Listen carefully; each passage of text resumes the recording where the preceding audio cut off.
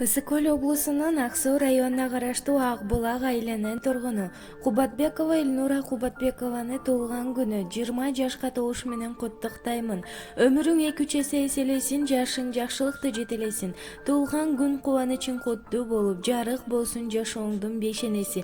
Эч качан оорубай, ден соолукта болуп, жүзүңдөн күлкү арылбай, амандыкта маанайың жарык, көңүлүң ачык болуп, өмүрдө узак жашап бактылуу болушуңду каалаймын деп Нурдин мырза куттуктайт.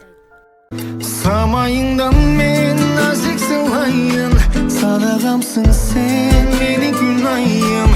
Жалындаган изүүнүн оту жансın ылайын. Кереметим сен татын акайым, кымбатым менин жакшын акайым. Учагыман мен келчи асылым, катып алайын.